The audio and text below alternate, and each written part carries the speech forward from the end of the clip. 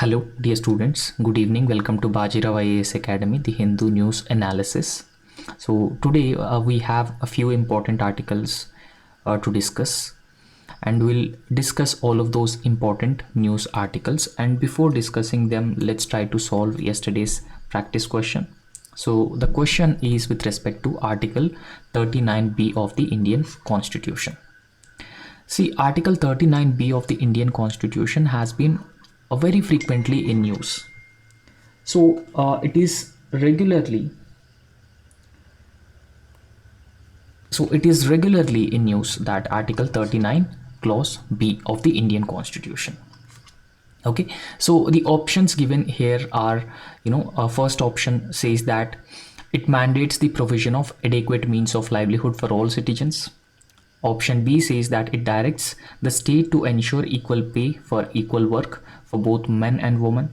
And option C says that it emphasizes on the distribution of ownership and control of material resources to serve the common good. And option D says that it guarantees the right to education to all citizens. So please remember, all these statements given here are from the Directive Principles of State Policy. And the correct answer for this question is option C. Article 39B. Now, if you look at the Directive Principles of State Policy, so they are mentioned in Part 4 of the Indian Constitution from Article 36 to Article 51. Right? So, Article 39B talks about the distribution of wealth or distribution of ownership and control of material resources to serve the common good, and because of that reason Article 39B is regularly in news. Please also remember that from past few lecture we have been regularly discussing about the concentration of wealth, right? So Article 39B actually directs the state, that is the government, to distribute the material resources for establishing or ensuring the common good, because concentration of wealth is not in anyone's interest. So therefore Article 39 actually directs the state to distribute the material resources to ensure the common good. And on the other hand, we have another article, so that is Article 31C. And this Article 31C actually empowers the state to take over the resources or take over the private property, so if it serves the public good or common good. And additionally, we have another important article, that is Article 39 Clause C. So this Article 39 Clause C talks about state must ensure that the wealth is not concentrated. Okay, so the operation of economic system would not result in the concentration of wealth in the hands of few individuals. However, as of now, we have been seeing this provision being violated, since Directive Principles of State Policy are non-justiciable in nature. So even if it is violated, the courts are not able to do anything. Rather, it is the larger responsibility of the state or the government to ensure that the wealth is not concentrated among few hands or within few hands, and it is redistributed across the different strata of the society. And in fact, under Indian Constitution, the concentration of wealth actually violates the Directive Principles of State Policy. Very clear about that. Concentration of wealth does not violate the fundamental rights. It does not violate the fundamental duties. But concentration of wealth violates the Directive Principles of State Policy. So concentration of wealth is specifically dealt by Article 39 Clause B and Article 39 Clause C of the Constitution. Okay, so Article 39 that we have already talked about. So this particular article of the Directive Principles of State Policy states that the operation of economic system does not result in the concentration of wealth. Now, for example, in India, we have an economic system. So it is a mixed model. Okay, so it is mix of both socialism and the capitalism, and that is a mixed model. However, we are greatly leaned towards the capitalism post 1991 LPG reforms. But the LPG reforms have resulted in the concentration of wealth. So therefore, the operation of economic system has resulted in the concentration of wealth and even the means of production. So hence, it is the responsibility of the state under Article 39 Clause C that the operation of economic system does not result in the concentration of wealth and means of production to the common detriment. I hope you have understood Article 39 Clause B and Article 39 Clause C and even Article 31 C of the Indian Constitution with respect to concentration of wealth. And today also I have a very important practice question. The question is, Shaksgam Valley is situated. See, this Shaksgam Valley we have already discussed in our previous lecture. So therefore, try to answer this question in the comment section. So this Shaksgam Valley is situated to the east of Oxygen, to the north of Karakoram watershed, south of Gilgit-Baltistan, and the south of Nubra Valley. So please try to answer this question in the comment section and I'll provide the correct answer in tomorrow's class. Now the first article that we are beginning this discussion is with respect to the carbon farming. Now we all knew that increasing CO2 concentrations in the atmosphere are actually responsible for the global warming, and global warming would further causes the climate change. So therefore, one of the natural ways of absorbing carbon dioxide from the atmosphere is forestation, or another method called agroforestry. Now actually the plants absorb a lot of atmospheric carbon and the carbon would be stored by these plants. So therefore they are actually the natural sinks of carbon, and because of that reason, in order to deal with the global warming, we must plant more and more trees, and that is why the governments have been emphasizing on the afforestation programs, and governments have also been emphasizing on reducing the deforestation. Now what is the context of this article? Now the context is that the carbon farming. So carbon farming is actually means that the farming methods which reduces the amount of carbon in the atmosphere. So thereby the levels of global warming or greenhouse gases can be significantly reduced, and the negative impacts associated with the increased levels of carbon in the atmosphere can also be significantly reduced. So that is the overall objective behind this carbon farming. Now carbon farming actually integrates regenerative agricultural practices. Okay, so it integrates the regenerative agricultural practices because these agriculture practices actually involves planting large number of trees or various agricultural crops, and these agricultural crops actually sequester the atmospheric carbon.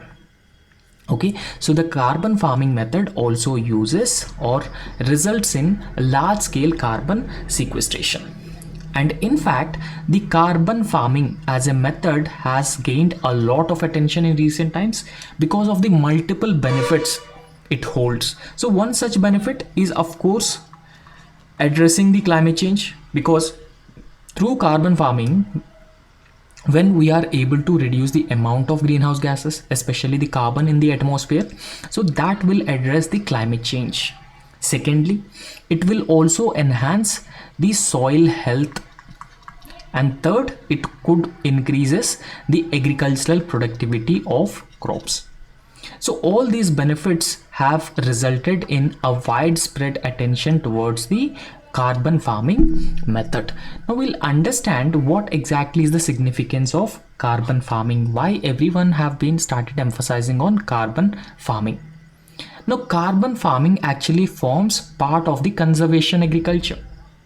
Now conservation agriculture as a method of agriculture emphasizes on few essential things or few techniques. So those techniques, first it emphasizes on zero tillage. So zero tillage is actually part of the sustainable farming method. Okay, so after that, a regular crop rotation, because regular crop rotation, with what happens, we can conserve or protect the existing soil fertility, and at the same time it also significantly reduces the amount of fertilizers that we use in a field. So therefore the conservation agriculture essentially focuses on conservation of the natural resources, existing natural resources. So therefore it essentially emphasizes on zero tillage, crop rotation, and even the cover cropping as well. Okay, so these techniques are part of the conservation agriculture, and all these techniques will enhance the soil health, and it will also result in minimal disturbance to the soil.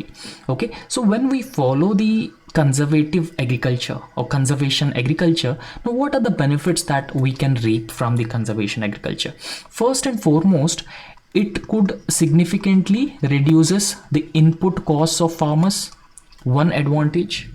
The second big advantage is that since it protects and conserves the soil fertility, then the farmers will not use enough fertilizers and pesticides. So thereby the contamination of soil, contamination of water, and pollutants from the agriculture sector can be minimized.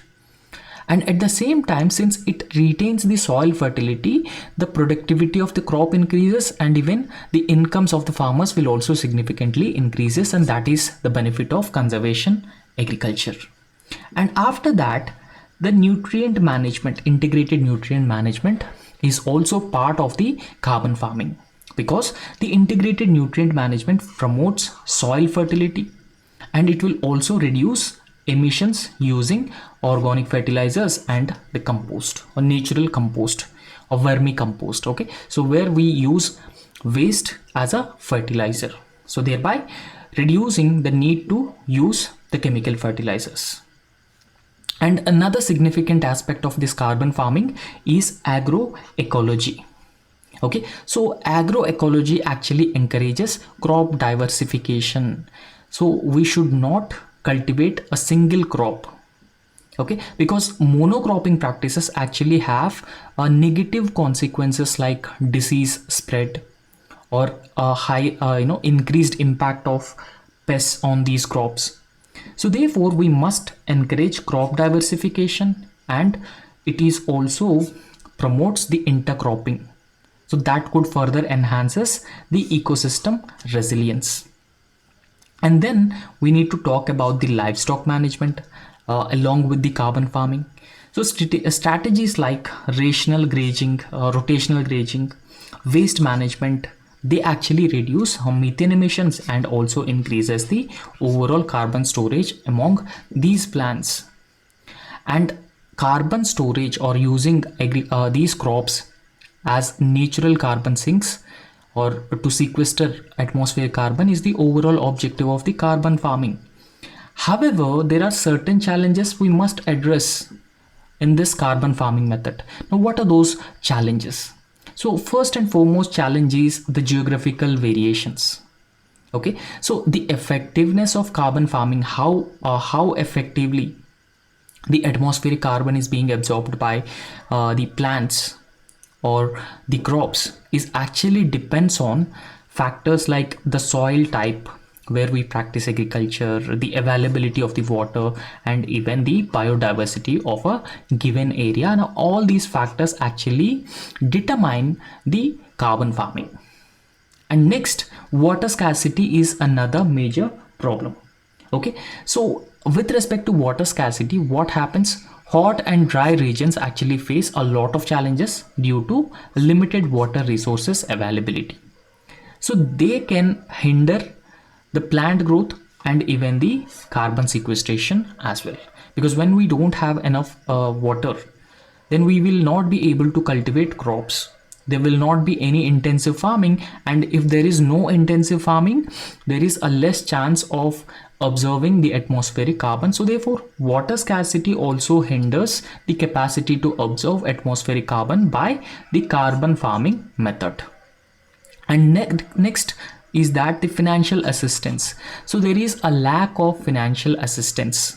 So in fact, the small scale farmers may lack the resources to invest in sustainable practices such as the carbon farming method. So not just the financial resources, even they do not have adequate awareness, training from the government or any other environmental or research agencies. So all these factors are further constraints in adoption of large scale bio or carbon farming.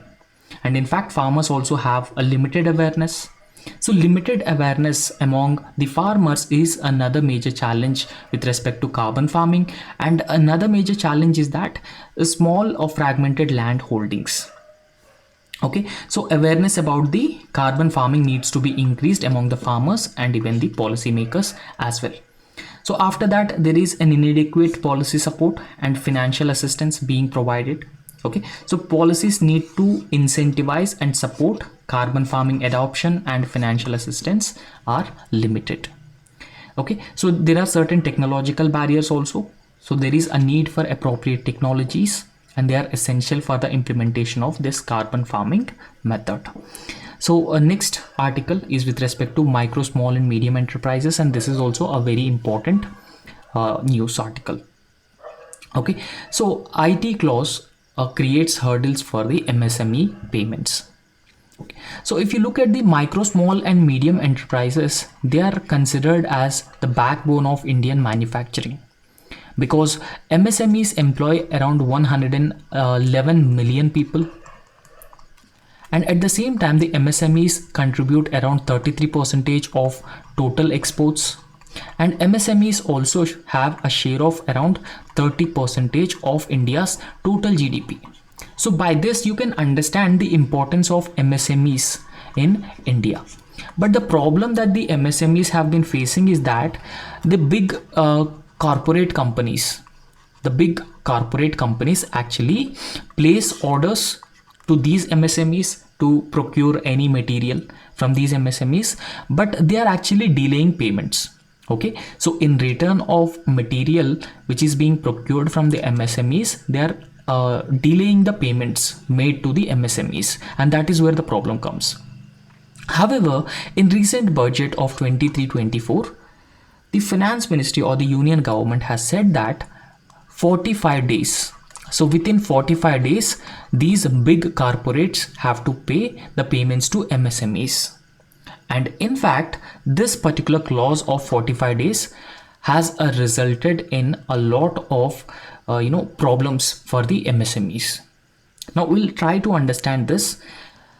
In the budget 23-24, a new provision was introduced in the Income Tax Act. Okay, so a new provision was introduced in the Income Tax Act. Now, this particular new provision that is introduced in the recent budget is to ensure timely payments to the MSMEs. Now, it is a good move because now MSMEs will get timely payments and there will be no delays in the payment to MSMEs. So that is absolutely a good thing to hear. But how it leads to the problems for the MSMEs? So there are some reasons for that. However, this provision has led to an unintended consequences. Now, what are those consequences? The consequences are that the large companies are actually opting out or cancelling the orders with registered MSMEs and instead placing them with the unregistered ones. For example, imagine that there is an MSME A and MSME B. Now MSME A is registered and MSME B is unregistered. And also imagine that there is a big corporate company Z. Now first, if big corporate company Z places an order at MSME A and it procures some goods worth of around 10 lakh rupees, and within 45 days the big corporate company Z have to pay or have to make the payment to MSME A because it is registered. Okay, so that is what the IT clause has been saying.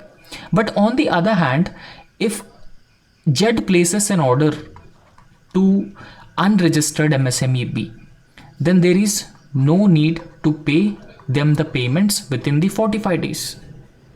Okay, so since it is more flexible. The unregistered MSMEs are more flexible. What the big corporate companies have been doing, they are cancelling their orders with the registered MSMEs, and instead they are placing their orders with the unregistered MSMEs to escape this clause. And now this has resulted in financial losses and even shutting down of these MSMEs, and that is how the problem was actually started.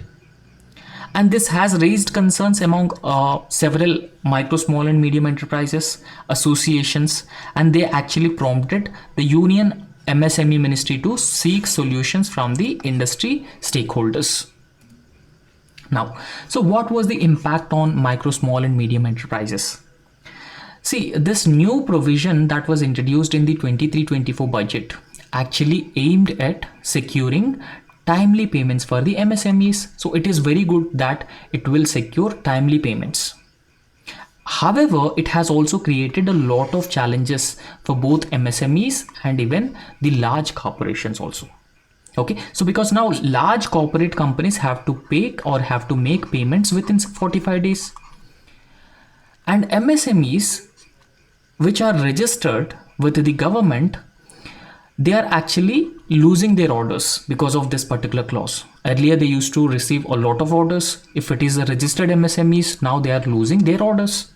So therefore it has been creating a lot of challenges for both MSMEs and even large corporations also.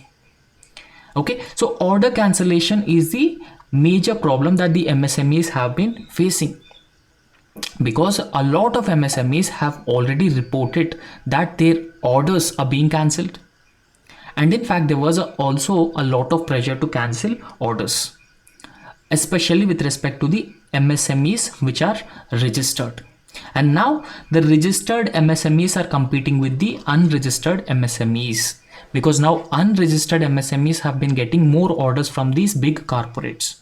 And apart from that, they have also been facing the financial losses and extreme competition as well. So even though the scheme is a welcome move from the government, it is a well-intentioned. Why it is well-intentioned? Because it secures the timely payments for the MSMEs. So therefore we can say that it is a well-intentioned scheme, but it has resulted in a lot of negative outcomes. Okay, so what are those negative outcomes? So financial losses, competition, order cancellation for those MSMEs. So all these problems have been faced by the MSMEs, particularly the registered MSMEs. So therefore, many smaller entities are choosing to deregister themselves as an MSME, so that they will not avoid losing business. Okay, so they will not avoid losing business. Okay, now they wanted to make an unregistered MSME. So this has further exacerbated the challenges which are being faced by MSMEs, forcing them to adapt to survive in the market. See, in fact, even though MSMEs are very important for our economic growth, especially the economic development, so MSMEs are highly vulnerable to various shocks across the economy. So one such shock was this recent IT clause and big corporates actually closing down or cancelling the orders of the MSMEs. Now, if you can look at some data with respect to the registered MSMEs, so sorry, according to MSME industry, it is said that around 28 crore MSMEs are registered so far. Okay, so during July 1st, 2020. So under the Udyam portal. So Udyam portal was the portal where MSMEs are being registered. And apart from that, the 1.28 crore micro enterprises registered under Udyam Assist portal in this period. So this is the data with respect to the registered MSMEs in India. So both MSMEs as well as the micro enterprises. However, in January 30, 2024, this year, around 35,396 MSMEs have cancelled their registration. So why they have cancelled their registration? Because of a shutdown of business during July 1st, 2020 to January 30, 2024, and various factors have actually contributed to this. For example, the COVID-19 pandemic and prolonged lockdowns which were imposed and slow down economic recession and a lack of adequate capital. So all these factors have further plagued the functioning of the MSMEs, and which led to the closing down of around 35,396 MSMEs. So apart from that, the big corporates have also been facing a lot of tax liabilities with this 45-day clause. Okay, so the payment timelines which are being mandated by the new IT provision, was unrealistic. It is what claimed by the big corporate companies, because a disallowance of expenditure due to delayed payments has increased tax liabilities for large corporations, impacting their dealings with the MSMEs. And in fact, the 45 days clause is also impacting the big corporates by increasing their tax liabilities, and that is how it has been creating a lot of problem, and that is why they are cancelling their orders with the registered MSMEs and instead depended on unregistered MSMEs. Now, what will be the right approach and what will be the solutions for this problem? So there are a number of solutions. So first and foremost, the government should reconsider the timelines and at the same time extending them to at least the time of filing returns. Okay, so first we have to reconsider the timelines which are being given by the government to repay the dues to the MSMEs. And at the same time, some industry associations have been advocating that there will be no course correction from the government, and others also suggesting options like mandatory bill discounting and even the extension of payment timelines to address the challenges which are being paid by the MSMEs. Now, followed by that, the implementation of this new tax provision which was introduced in the 23-24 budget has actually affected or created a lot of challenges for MSMEs. There's no doubt about that. So therefore, it necessitating different stakeholders to come together and engage on discuss on this matter, and also discuss on the potential policy adjustments to ensure that sustainability of MSMEs in the market, because MSMEs have a huge role to play, because they provide social safety nets, they provide employment opportunities, they also result in women empowerment, because a lot of women are also directly or indirectly engaged in the MSME sector. And they are also very key for India's manufacturing and robust economic growth, economic development, and also achieving highest exports. So for all these factors, MSMEs are very important. So therefore, there is an immediate need to urgent need to address this issue. And the next article, which is given in the Hindu Indian Express, is about reservation for Muslims. Okay. Now, what is the context? Now, in India, reservation is known as affirmative action. Affirmative action. So recently, the Muslim quota of giving Muslims OBC reservation is in news. Now we'll understand about all these things in a detailed manner. Now India is actually engaged in a critical discussion regarding the constitutional validity of reservation. So particularly concerning the religion-based quotas. Now please understand, the minorities, the religious minorities were given the OBC reservation. So they were given reservation under the OBCs. Okay. So therefore, now India is engaged in a debate or discussion regarding the constitutional validity of the reservation, particularly concerning the religion-based reservation. Now, how the constitution has actually interpreted equality in India. Okay, so how constitution interpreted equality. Now, if you look at the equality as a term, Indian constitution actually emphasized on equity over the equality. Now you can clearly understand what equity and equality actually means from these two diagrams here, these two images here. So first image indicating the equality among the persons, and second indicating the equity among the persons. So this is how the equity is. Okay, so by looking at these images, you can clearly understand what exactly is equality and what is equity. Okay, so therefore Indian constitution actually emphasized on equity over equality. And for that particular purpose, in order to achieve equity, we have Indian Constitution has provided for certain special measures or affirmative action that could address the existing historical inequalities and even addressing the existing inequalities and promote the social justice among the different communities. Okay, now what are the constitutional provisions? So which especially emphasizes on equity. So Indian Constitution Article 16 Clause 4. So this particular article enables state to provide a reservation for the backward classes.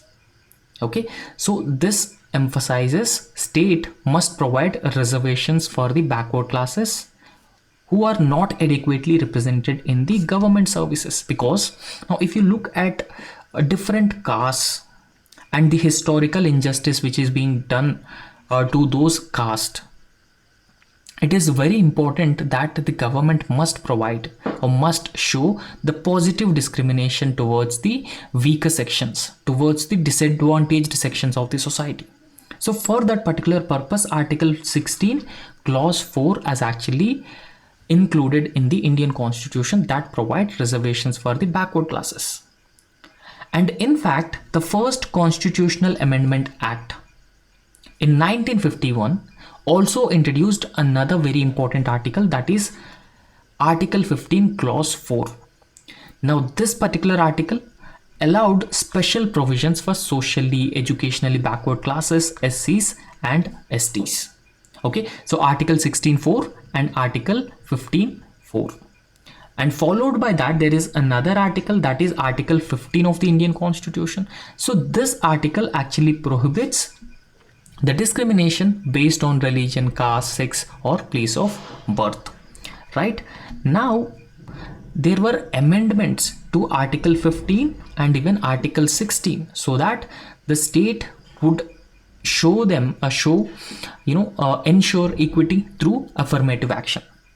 Okay, so according to the Constitution, there should be no discrimination among individuals based on religion, race, caste, sex, place of birth. But if you look at the people from the lower caste or disadvantaged sections of the society, they cannot compete with the higher caste. They cannot compete with the people who are wealthy and they have not gone through the historical disadvantage. So therefore, in order to ensure equity here, Article 15.4 and Article 16.4 are being introduced so that we can achieve equity. And that is how the Indian Constitution has emphasized on equity rather than mere equality. So reservation is actually seen as an extension of equality. Okay, so not an exception rather than an extension of equality. So as per the Supreme Court's judgment in State of Kerala versus E.N.M. Thomas in 1975. Now in fact, how the Supreme Court has actually interpreted Article 15 and Article 16. Okay, so the crucial word is only in Article 15 and Article 16, actually implying that any group considered as a weaker section under Article 46. Now Article 46 talks about the weaker sections of the society. Okay, so backward classes of the society. Article 46 of the Directive Principles of State Policy deals with the weaker sections of the society. So therefore, any group which is considered as a weaker section under Article 46 or backward class is actually entitled for a special provisions of advancement, because they are now backward classes or backward sections, and therefore special provisions are required from the government side in order to ensure equity or equality. And in fact, reservation is seen as an extension of equality, aiming to uplift the marginalized groups. Now if we provide special provisions, if we provide reservations, we will uplift the marginalized sections of the society. Now in this context, Muslim reservation or religion-based reservation is also regularly in news and it is widely discussed and debated. The Muslim reservation or religious-based reservation. Now, if you look at the reservations that are being given for the Muslims, so it is being implemented within the OBC quota and does not affecting or does not reducing the quotas for SCs, STs and other backward classes. Okay, so even though reservation is being provided for the backward classes, under OBCs it will not impact the existing quotas of SCs, STs and OBCs. And in fact, the Muslim castes have been included in the OBC list based on the social backwardness criteria. So based on the social, economic and educational backwardness, the Muslim caste were, the Muslims as a religion were included in the OBC category. However, some Muslim castes are actually given or granted reservation not solely because of their religion. Okay, so religion was not the sole or a primary criteria here in providing reservation. Rather, because they were classified as backward classes, and because of that reason they will be provided reservation under OBCs. Okay, so the reservation didn't diminish quotas for scheduled castes, scheduled tribes, OBCs. Instead, it establishes a sub quota within OBCs and then provided them the reservations. And in fact, Mandal Commission is a very important commission here, because this was the commission which has recommended 27% of reservation for the other backward classes. So therefore, this Mandal Commission, like various states, added several Muslim castes in the OBC list. So in fact, there were also different panels which have already recommended the inclusion of inclusion of Muslims in the OBC criteria because of their economic backwardness, social backwardness, and even the educational backwardness. So earlier also there were committees like Sachar Committee, Mishra panels. So they have highlighted the backwardness of Muslims, social, economic and educational backwardness of Muslims, and they have suggested the reservation measures. So this is in line with the positive discrimination that is being provided by the government. Okay, so positive discrimination or affirmative action. And in fact, courts have also upheld the constitutionality of the Muslim reservation, emphasizing on the social backwardness as a criteria. Okay, so courts have upheld the constitutionality that providing Muslims reservation benefits, that they are backward and at the same time they are socially, educationally and economically backward, was already upheld by the Supreme Court as well. And another important judgment with respect to reservation was Indira Sonai judgment in 1992. So this judgment has also emphasized that any socially backward group, irrespective of identity markers, actually qualifies for the backward class status if they meet the existing predefined criteria. So this is what the Supreme Court has said. And some examples of states which have provided reservations for the Muslims: Kerala and Karnataka have historically provided reservations for Muslims within the OBC category. And Tamil Nadu also introduced a subcategory within the backward classes, so provided OBC quota. And even Andhra Pradesh and Telangana also proposed reservation for the OBC Muslims. And it has been facing the legal challenges due to lack of proper identification of backward classes in both Andhra Pradesh and Telangana, and that is about this article. So the next very important news article is the indigenous bomber unmanned aircraft that was developed by Bengaluru firm actually unveiled. Okay, so this is a very important, particularly at a time when we are looking to significantly reduce our dependence on imports and achieve self-reliance, that is Atmanirbharta, in defense manufacturing and defense production. And it is very important and significant that Indian defense manufacturing companies have produced such an unmanned aircraft. Okay, so indigenous bomber unmanned aircraft. So this is very important here. Now, what was the context? A company called Flying Wedge Defense and Aerospace Technologies. So this is the name of the company, Flying Wedge Defense and Aerospace Technologies. So this particular company has presented a Flying Wedge Defense 200B.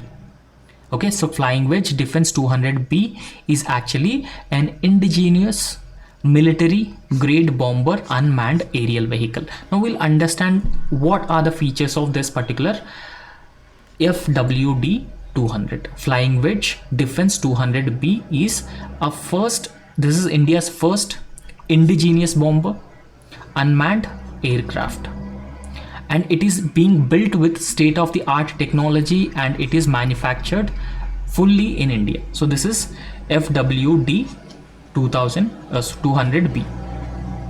Okay, so overall cost of this FWD 200B is 225 crore.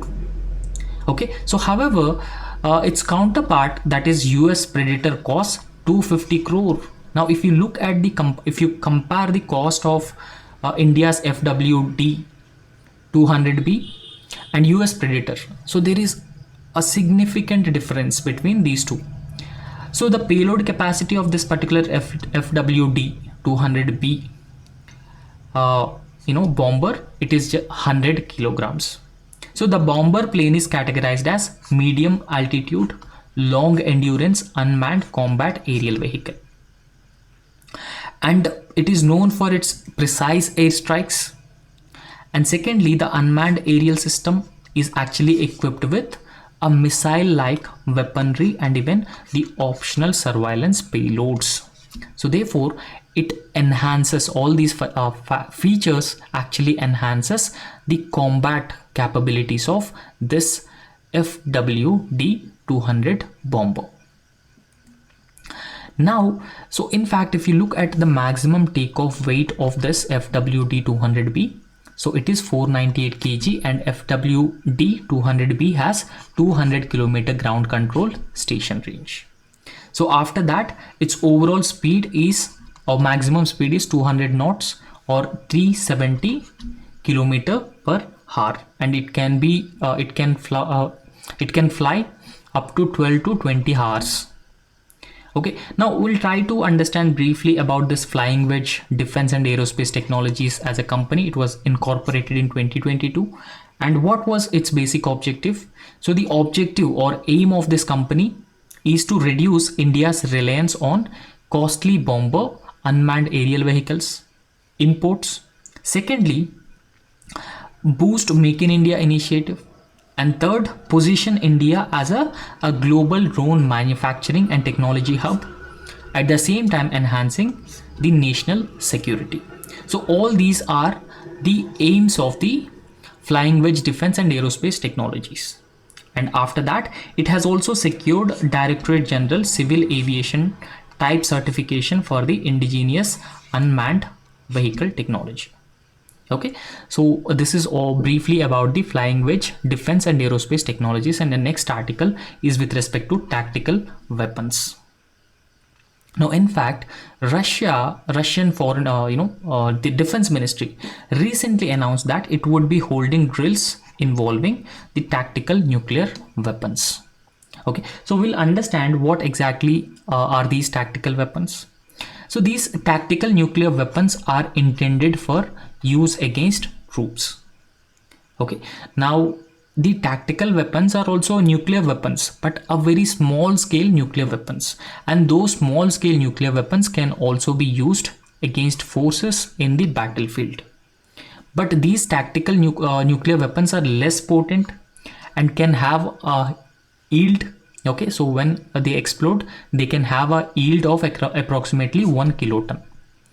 So however, if you can compare the yield of these tactical weapons with the yield of the original nuclear weapons, so in contrast to nuclear tipped intercontinental ballistic missiles, which are capable of destroying entire cities.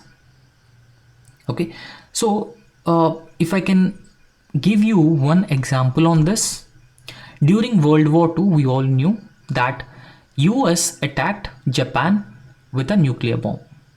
So US dropped a nuclear bomb in Hiroshima, a city of Japan. So that is 15 kilotons. Okay, so these nuclear weapons for use in combat, such as artillery ammunition, aerial bombs, and even warheads for the short range missiles. So they can be quite small and because of this reason they can be discreetly taken on a vehicle, airplane, due to their modest size or small sizes. I hope you have understood about these tactical weapons. And in fact, a range of missiles, torpedoes, gravity bombs from land, air, naval forces can deliver these tactical weapons. However, if you look at the tactical weapon regulation and control regimes across the world, there is no such convention, or there is no such arms control agreement or treaty. Especially the tactical weapons have never been restricted by any arms control agreement between US and Russia. So unlike strategic weapons, so these strategic weapons which have been subject of such accords. So in fact, Russia has not disclosed their quantity or any other relevant information about these tactical weapons, but they just the ministry has just informed about the developing tactical weapons and holding drills.